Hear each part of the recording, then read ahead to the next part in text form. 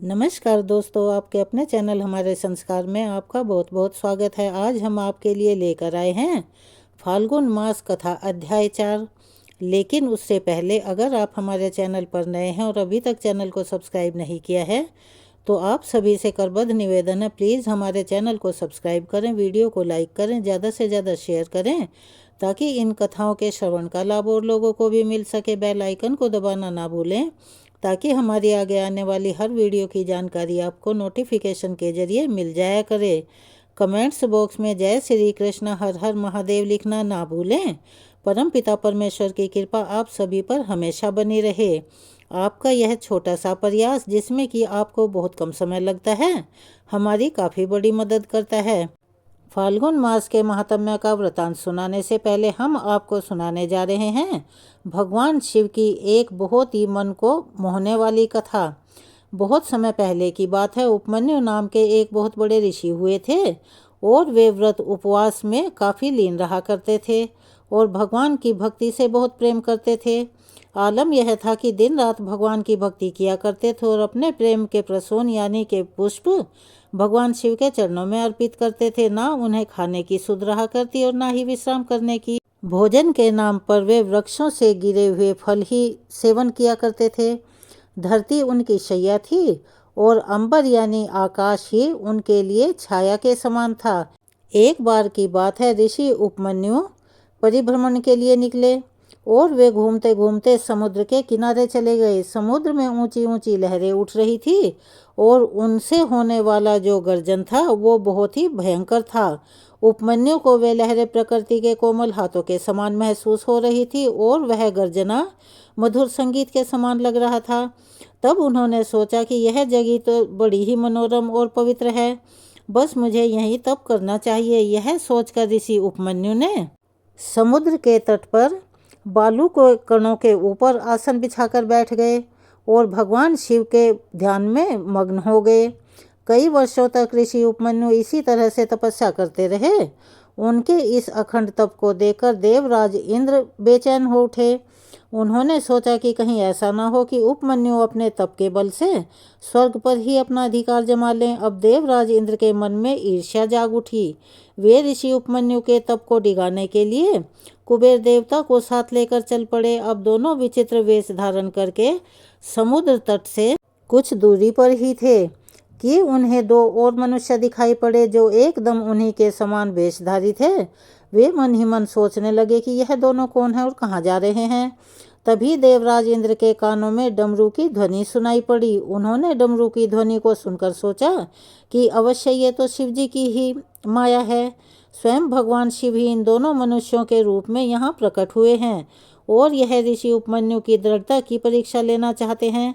चलो हमें छिपकर देखना चाहिए कि यह क्या करते हैं। वे दोनों मनुष्य समुद्र तट पर ऋषि उपमन्यु के निकट उपस्थित हो गए और उन्होंने अपना विचित्र भेष बना लिया। एक के मस्तक पर तो मोर पंख का मुकुट था और दूसरे का मुख आधा मनुष्य और आधा सिंह के समान था। मोर पंख के मुकुटधारी मनुष्य ने ऋषि उपमन्यु को अपना परिचय देते हुए कहा कि मैं देवराज इंद्र हूँ और मेरे साथ जो यह हैं यह कुबेर हैं। मैं आपकी तपस्या से प्रसन्न होकर आपको स्वर्ग का वैभव देने के लिए आया हूँ। तब ऋषि उपमन्यु ने कहा, देवराज, मुझे शिव जी के प्रेम और उनकी भक्ति को छोड़कर और कुछ नहीं चाहिए। आपने दर्शन देकर मुझे कृतार्थ किया, यही बहुत बड़ी बात है। इसके सिवाय मुझे कुछ नहीं चाहिए। तब देवराज इंद्र ने ऋषि उपमन्यु को तपस्या से डिगाने के उद्देश्य से फिर से कहा कि हे मुने, मैं देवराज इंद्र कुबेर के साथ आपको कुछ यहाँ देने के लिए आया हूँ।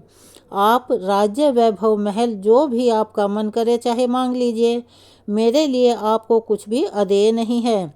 ऋषि कुछ उत्तर दे पाते उसके पहले ही माया के इंद्र ने कुबेर की ओर देखते हुए कहा, कुबेर, महामुनि के लिए इस रेती में एक स्वर्ण महल बना दीजिए। ऐसा महल जिसकी बराबरी तीनों लोकों में कोई दूसरा महल न कर सके। यह कहकर माया के कुबेर ने अपना हाथ ऊपर उठाया और देखते ही देखते समुद्र के तट पर दिव्य स्वर्ण महल बनकर तैयार हो गया।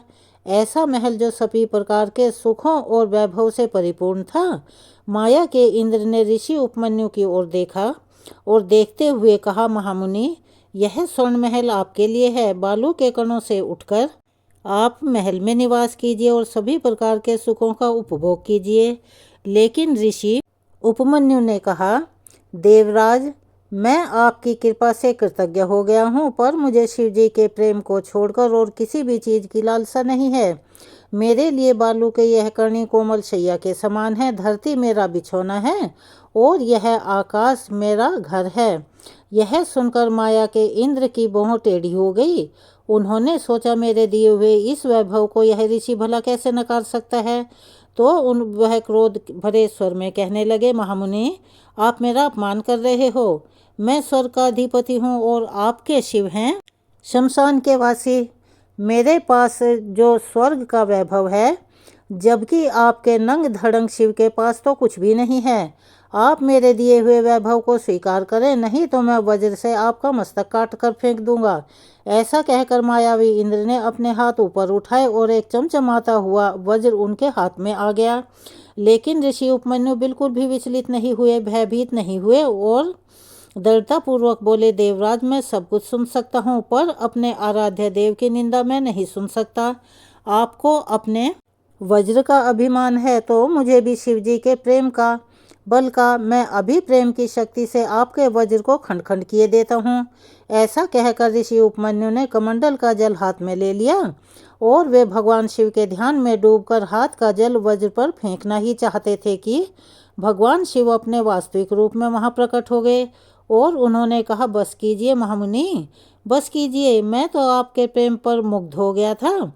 आपने अपने प्रेम से मुझे जीत लिया है। अब आप मेरे साथ मेरे गण के रूप में रहिए। ऐसा सुनते ही ऋषि उपमन्यु प्रेम से गदगद होकर भगवान शिव के चरणों में लौटने लगे, यानी कि उन्हें दंडवत प्रणाम किया। फिर भगवान शिव ने उन्हें उठाकर अपने हृदय से लगा लिया। देवराज इंद्र और कुबेर देव, जो अभी तक वहां छुपे हुए थे, वे दोनों वहीं आकर प्रकट हो गए और सब मिलकर भगवान शिव की जय जयकार करने लगे। चलिए एक बार सभी मेरे साथ प्यार से बोलिए, हर हर महादेव। अब सुनते हैं फागुन मास महात्म्य का आगे का वृतांत। श्री सूत जी कहते हैं, हे ऋषियों, जो नित्य आनंदमयी शांत निर्विकल्प निरामय अनादि अनंत शिव तत्व को जानते हैं, वे परम पद को पा लेते हैं, अर्थात शिवधाम को प्राप्त होते हैं। जो पुरुष काम भोगों से विरक्त होकर भगवान शंकर के हेतु पराभक्ति करते हैं, उनका मोक्ष हो जाता है और वे फिर संसार बंधन में कभी नहीं पड़ते, यानी कि आवागमन से छूट जाते हैं। जो मायामयी संसार में चिरकाल तक सुखपूर्वक विहार करके अंत समय पर मोक्ष चाहते हैं, उनके लिए यह धर्म बताया गया है कि संसार में भगवान शिव की पूजा सदा ही स्वर्ग और मोक्ष का कारण है। यदि प्रदोष आदि के गुणों से युक्त सोमवार के दिन यह पूजा की जाए तो इसका विशेष महात्म्य है। जो केवल सोमवार के दिन ही भगवान शंकर की पूजा करते हैं, उनके लिए इस लोक और परलोक में कोई भी वस्तु दुर्लभ नहीं है। सोमवार को उपवास करके पवित्र होकर इंद्रियों को वश में रखते हुए वैदिक अथवा लौकिक मंत्रों से विधि पूर्वक भगवान शिव की पूजा करनी चाहिए। ब्रह्मचारी, गृहस्थ, कन्या, सुहागिन स्त्री अथवा विधवा कोई भी क्यों न हो, भगवान शिव की पूजा करके मनोवांछित वर पाते हैं। इस विषय में हे ऋषियों, अब मैं एक कथा कहूँगा, जिसे ध्यानपूर्वक सुनो, जिसको सुनकर मनुष्य मोक्ष को प्राप्त करते हैं। और कोई कैसा भी नास्तिक क्यों न हो, उसके मन में भी भगवान शिव की भक्ति जाग जाती है। प्राचीन समय की बात है। आर्यावर्त में चित्रवर्मा नाम से प्रसिद्ध एक राजा हुए हैं। वे दुष्टों को दंड देने के लिए यमराज के समान समझे जाते थे। वे धर्म मर्यादाओं के रक्षक, कुमार्गामी पुरुषों को दंड देकर राह पर लाने वाले, समस्त यज्ञों का अनुष्ठान करने वाले और शरणार्थियों की रक्षा करने में समर्थ थे। भगवान शिव और विष्णु में उनकी बड़ी भक्ति थी। राजा चित्रवर्मा ने अरेम परंपराकर्मी पुत्रों को पाकर अंत में एक सुंदर सुशील सुंदर मुख वाली कन्या भी प्राप्त की। एक दिन राजा ने जातक के लक्षण जानने वाले श्रेष्ठ ब्राह्मणों को बुलाकर कन्या की जन्म कुंडली के अनुसार उसके भावी फल पूछे। तब उन ब्राह्मणों में से एक बहुज्ञानी विद्वान ने कहा, महाराज, यह आपकी कन्या सीमंतनी नाम से प्रसिद्ध होगी।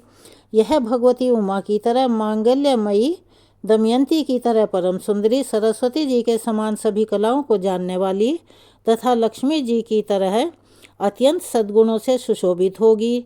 यह 100,000 वर्षों तक अपने स्वामी यानी अपने पति के साथ आनंद भोगेगी और 8 पुत्रों को जन्म देकर उत्तम सुख का उपभोग भी करेगी।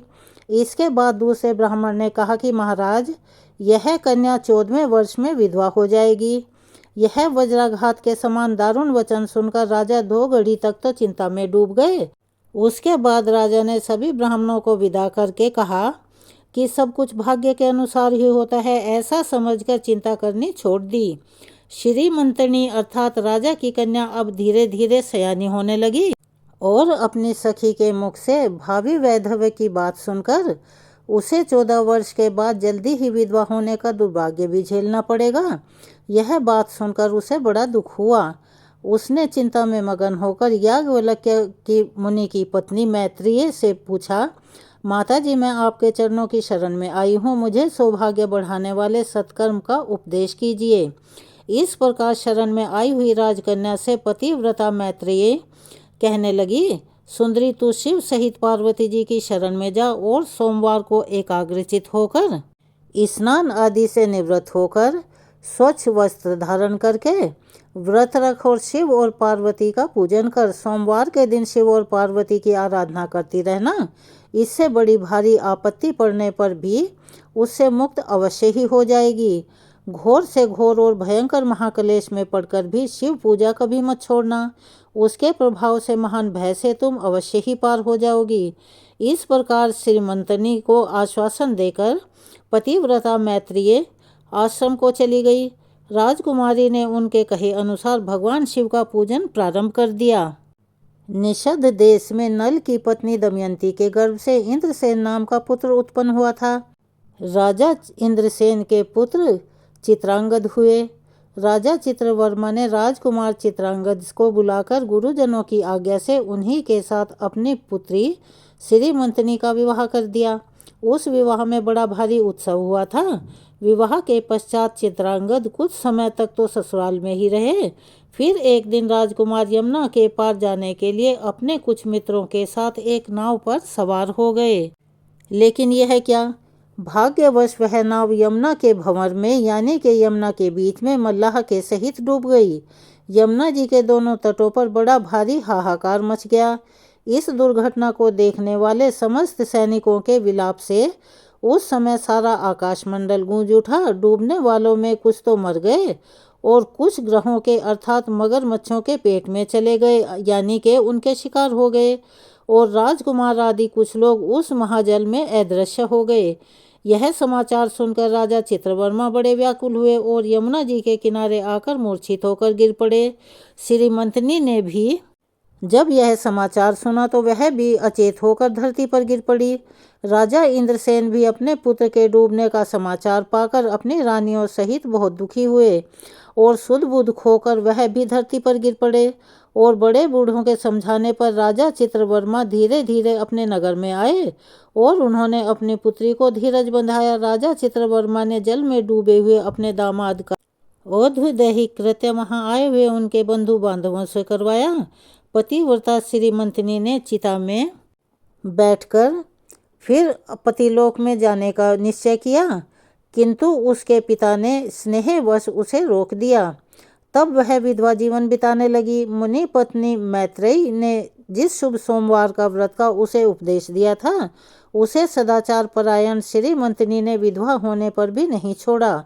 इस प्रकार 14 वर्ष की आयु में अत्यंत दारुण दुख पाकर वह भगवान शिव के चरण कमलों का चिंतन करने लगी। शिवजी की आराधना करते करते उसे 3 वर्ष बीत गए थे। उधर पुत्र शोक से उन्मत्त हुए राजा इंद्रसेन को बलपूर्वक दबा करके उसके ही अपने भाइयों ने उसका सारा राज्य छीन लिया और उन्हें पत्नी सहित पकड़कर कारागृह में डलवा दिया। इंद्रसेन के पुत्र चित्रांगद यमुना के जल में डूबने पर नीचे नीचे गहराई में उतरने लगे। बहुत नीचे जाने पर उन्होंने नीचे नाग वधुओं को जल में क्रीड़ा करते हुए देखा। राजकुमार को देखकर वे सभी हैरान हुए और उन्हें पाताल लोक में ले गई। वहां चित्रांगद ने तक्षक नाग के परम अद्भुत रमणीय नगर में प्रवेश किया और इंद्र के समान एक सुंदर महल देखा जो बड़े बड़े रत्नों और मणियों के प्रकाश से उनकी किरणों से प्रकाशित हो रहा था। भगवान सूर्य के समान तेजस्वी तक्षक नाग को सभा भवन में विराजमान देखकर परम बुद्धिमान राजकुमार ने प्रणाम किया और हाथ जोड़कर खड़े हो गए। तक्षक के तेज से उनके नेत्र चौंधिया गए। इधर नागराज ने भी मनोरम राजकुमार को देखकर उन नागिनों से पूछा कि यह कौन है और कहाँ से आया है। तब उन्होंने बताया कि हमने इसे जमुना जल में देखा है और इसके कुल का नाम का परिचय न होने के कारण हम इसे आपके पास लेकर आई हैं। तब तक्षक ने राजकुमार से ही पूछा कि तुम किसके पुत्र हो और कौन कौन सा तुम्हारा देश है और यहाँ पर तुम्हारा कैसे आना हुआ। तब वह राजकुमार कहने लगा कि भूमंडल में निषद नाम से प्रसिद्ध एक देश है। उसके स्वामी राजा नल महायशस्वी हुए हैं। वे पुण्य श्लोक में माने जाते हैं और उनके पुत्र इंद्रसेन हुए और इंद्रसेन का पुत्र मैं हुआ। मेरा नाम चित्रांगद है। मैं अभी नया नया विवाह करके ससुराल में टिका हुआ ही था और यमुना जी के जल में विहार करता हुआ देव की प्रेरणा से डूब गया। फिर यह नाग पत्नियां मुझे आपके पास ले आई हैं।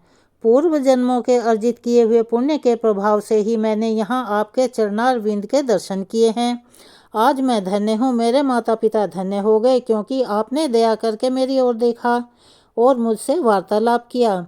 इस प्रकार अत्यंत मनोहर उदारतापूर्ण वचन सुनकर तक्षक ने कहा, राजकुमार तुम डरो मत, धीरज रखो और बताओ कि तुम संपूर्ण देवताओं में किसकी पूजा करते हो। तब राजकुमार ने कहा, शिव मेरे पूजनीय हैं। राजकुमार की यह बात सुनकर तक्षक का चित्त प्रसन्न हो गया। उनके हृदय में महादेव जी के प्रति नई भक्ति भाव का उदय हो आया और वे उनसे इस प्रकार कहने लगे कि हे राजकुमार तुम्हारा कल्याण हो।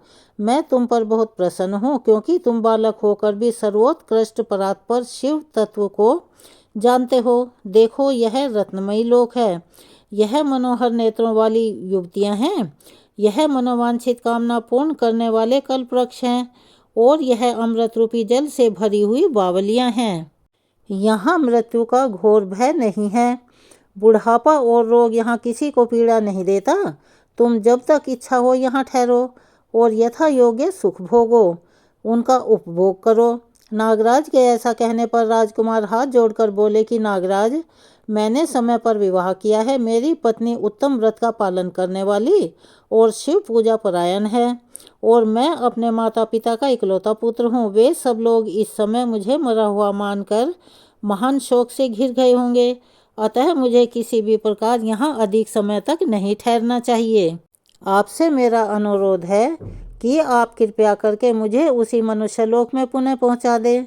यह सुनकर महाराज ने कहा, राजकुमार तुम जब मुझे याद करोगे तब तब मैं तुम्हारे सामने प्रकट हो जाऊंगा। ऐसा कहकर उन्होंने राजकुमार को एक सुंदर अश्व अर्थात घोड़ा भेंट किया जो इच्छा के अनुसार चलने वाला था। अनेक प्रकार के द्वीपों, समुद्रों और लोकों में उसकी अप्रत्याशित गति थी। इसके सिवाय उन्हें रत्नमयी आभूषण, दिव्य वस्त्र और दिव्य अलंकार भी भेंट किए। उनकी सहायता के लिए सारी व्यवस्था करने के बाद नागराज तक्षक ने कहा, जाओ, और ऐसा कहकर प्रेम पूर्वक उन्हें विदा कर दिया। चित्रांगद उस घोड़े पर सवार होकर निकले और थोड़ी ही देर में यमुना जी के जल से बाहर आकर उस दिव्य अश्व पर चढ़े हुए ही नदी के रमणीय तट पर घूमने लगे। इसी समय पतिव्रता श्रीमंतनी अपनी सखियों से घिरी हुई वहां स्नान करने के लिए आई।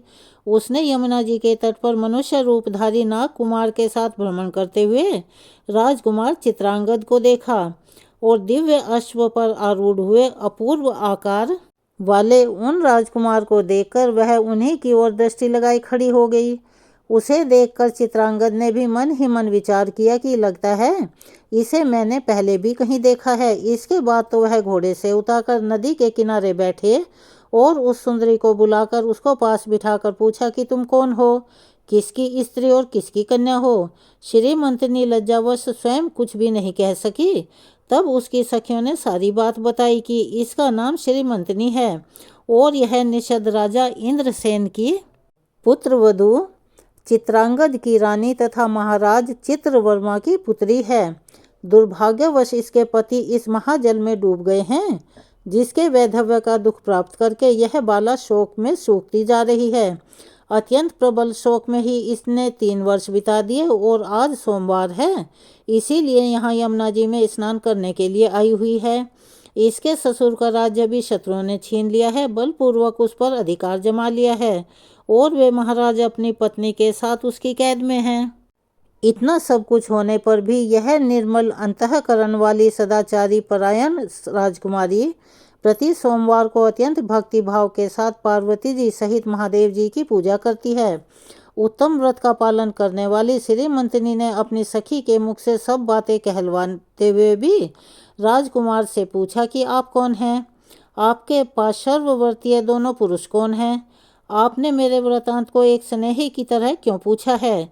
महाबाहो, मुझे ऐसा लग रहा है कि पहले भी मैंने कहीं आपको देखा है। आप मुझे स्वजन की तरह प्रतीत हो रहे हैं। ऐसा कहकर राजकुमारी श्रीमंतनी ने अपने नेत्रों से आंसुओं की धारा बहाती हुई बहुत देर तक फूट फूट कर रोती रही और फिर मूर्छित होकर धरती पर गिर पड़ी। अपनी प्रियतमा के शोक का कारण सुनकर चित्रांगद भी शोक से व्याकुल होकर 2 घड़ी तक चुपचाप बैठे रह गए, जिसके बाद श्रीमंतनी उठकर राजकुमार को बारंबार निहारने लगी।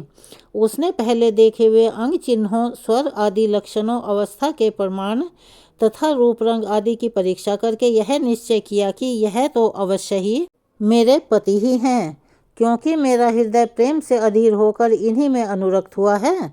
परंतु क्या मुझ अभागिनी को अपने मरे हुए पति का दर्शन हो सकता है? यह स्वप्न है या फिर भ्रम है? या फिर मुनि पत्नी मैत्रेयी ने जो मुझे कहा था कि तुम भारी से भारी विपत्ति में भी पड़ने के बाद इस व्रत का पालन जरूर करती रहना, कहीं यह उसी का फल तो नहीं? एक श्रेष्ठ ब्राह्मण ने मेरा 10,000 वर्षों का सौभाग्य बतलाया था। उन ब्राह्मण देवता का यह वचन अवश्य सत्य होगा। यह ईश्वर के सिवाय भला कौन जान सकता है? इधर प्रतिदिन मुझे मंगल सूचक शुभ शकुन दिखाई देते रहे हैं। पार्वती जी के प्राणनाथ भगवान शिव के प्रसन्न होने पर देहधारियों के लिए कौन सी वस्तु दुर्लभ हो सकती है? इस प्रकार तरह तरह से मन में विचार करके उसका संदेह दूर हो गया। तब लज्जा से उसने अपना मुख नीचे की ओर कर लिया। उस समय राजकुमार ने कहा, भद्रे, मैं तुम्हारे पति के शोक संतप्त माता पिता से यह समाचार बतलाने के लिए जा रहा हूँ। तुम्हारा कल्याण हो। तुम्हारे पति तुमसे शीघ्र ही मिलेंगे। ऐसा कहकर राजकुमार घोड़े पर सवार हुए और अपने दोनों सहायकों के साथ शीघ्र ही अपने राज्य में जा पहुँचे। वहां नगर के बगीचे के समीप ही इन्होंने नागराज के पुत्र को राज सिंहासन पर अधिकार जमाए हुए बैठे हुए बंधुओं के पास भेजा। नागकुमार ने शीघ्र जाकर उन सब से कहा, तुम सब लोग महाराज इंद्रसेन को अविलंब कारागार से मुक्त कर दो और सिंहासन छोड़कर हट जाओ। महाराज के पुत्र चित्रांगद पाताल लोक से लौटकर यहाँ आए हैं। तुम आनाकानी मत करो, नहीं तो चित्रांगद के बाण तुम्हारे प्राण हर लेंगे। यह यमुना जी के जल में डूबकर महाराज तक्षक के घर जा पहुँचे थे और वहाँ से इनकी सहायता पाकर पुनः इस लोक में वापस लौटे हैं। नागकुमार की कही हुई सारी बातें सुनकर शत्रु ने भी बहुत अच्छा कहकर उनकी आज्ञा स्वीकार कर ली और महाराजा इंद्रसेन को उनके खोए हुए पुत्र के पुनः लौट आने का समाचार बताकर उनका सिंहासन उन्हें लौटा दिया। महाराज को प्रसन्न करके भी वे लोग भयभीत बने रहे। मेरा पुत्र आ रहा है, यह बात सुनकर राजा इंद्रसेन की आंखों में खुशी के आंसू आ गए और वे आनंद में डूब गए। यही दशा महारानी की भी थी, जिसके बाद सभी नागरिक, वृद्ध, मंत्री और पुरोहित आगे जाकर चित्रांगद से मिले और उन्हें हृदय से लगाकर महाराज के पास ले आए। अपने भवन में प्रवेश करके आंसुओं की वर्षा करते हुए राजकुमार ने अपने माता पिता के चरणों में प्रणाम किया और चरणों में पड़े हुए अपने पुत्र को उठाकर राजा ने आंसुओं से भरे हृदय से गले से लगा लिया। फिर क्रमशः सभी माताओं को प्रणाम करके उनका आशीर्वाद लेकर वह राजकुमार पुरी वासियों से मिले और उन्होंने सबको यथा योग्य सम्मान दिया। पुनः सबके साथ राज्यसभा में बैठकर अपना सब कुछ वृतांत अपने पिता से निवेदित किया और नागराज तक्षक से मित्रता होने की बात भी बताई। राजकुमार का चरित्र देखकर और सुनकर राजा इंद्रसेन हर्ष से विवल हो उठे। उन्होंने अपने मन में यही माना कि मेरी पुत्रवधू ने भगवान महेश्वर की आराधना करके इस अनुपम स्वयंभू को अर्जित किया है। निषद राज से यह मंगलमयी वार्ता दूतों के द्वारा महाराज चित्रवर्मा को भी कहलवाने के लिए अपने दूतों को भेजा। अमृतमयी इस वार्ता को सुनकर महाराज चित्रवर्मा आनंद से विवल हो गए और बड़ी तेजी से उठकर उन्होंने संदेश वाहकों को उपहार में बहुत सारा धन दिया। फिर अपनी पुत्री को बुलाकर उन्होंने उससे वैधव्य के चिन्हों का परित्याग करवा दिया और तरह तरह के आभूषणों से उसे सजवा दिया, जिसके बाद समूचे राष्ट्र के गांव और नगर आदि में बड़ा भारी उत्सव मनाया गया और सभी लोगों ने राजकुमारी सीमंतनी के सदाचार की बड़ी प्रशंसा की। चित्रवर्मा ने इंद्रसेन के पुत्र चित्रांगद को बुलाकर श्रीमंतनी को उनके साथ विदा कर दिया। चित्रांगद ने तक्षक के घर से लाए हुए रत्न आदि आभूषणों के द्वारा, जो मानव मात्र के लिए अत्यंत दुर्लभ हैं, अपनी पत्नी को अलंकृत कर दिया। तपे हुए सोने के समान सुशोभित 40 कोस तक जाने वाली सुगंध से युक्त दिव्य अंगराग से श्रीमंतनी की शोभा बड़ी शोभायमान हो रही थी। कमल के केसर के समान रंग वाले कल्प वृक्ष के पुष्पों से बनी हुई और कभी न कुम्भलाने वाली अर्थात मुरझाने वाली माला भी सती श्रीमंतनी की शोभा को बढ़ा रही थी। अपनी पत्नी श्रीमंतनी को साथ लेकर ससुर की आज्ञा से चित्रांगद पुनः अपनी नगरी में आए। महाराज इंद्रसेन ने अपने पुत्र को राज सिंहासन पर बिठाकर तपस्या द्वारा भगवान शिव की आराधना करके योगी पुरुषों को उपलब्ध होने वाली उत्तम गति प्राप्त की। राजा चित्रांगद ने अपनी धर्मपत्नी सीमंतनी के साथ 100,000 वर्षों तक नाना प्रकार के विषयों का उपभोग किया। उन्होंने 8 पुत्रों और 1 कन्या को जन्म दिया। श्रीमंतनी प्रतिदिन भगवान महेश्वर और माता पार्वती की पूजा करती हुई अपने स्वामी के साथ सुखपूर्वक रहने लगी। उसने सोमवार व्रत के प्रभाव से अपना खोया हुआ सौभाग्य प्राप्त कर लिया। अब कथा के अंत में एक बार प्यार से बोलिए हर हर महादेव, जय हो भोलेनाथ की। आज के वृतांत को यहीं विराम देते हैं। इसके आगे का वृतांत हम अपनी अगली आने वाली वीडियो में सुनाएंगे। कृपया उसे भी अवश्य ही सुनिएगा। अगर आप चैनल पर नए हैं और अभी तक चैनल को सब्सक्राइब नहीं किया है तो प्लीज़ हमारे चैनल को सब्सक्राइब करें, वीडियो को लाइक करें, ज़्यादा से ज़्यादा शेयर करें, बेल आइकन को दबाना ना भूलें ताकि हमारी आगे आने वाली हर वीडियो की जानकारी आपको नोटिफिकेशन के जरिए मिल जाया करे। अब कमेंट्स बॉक्स में जय श्री कृष्ण हर हर महादेव लिखना ना भूलें। अपना प्यार और सहयोग हमें ऐसे ही प्रदान करते रहें। धन्यवाद।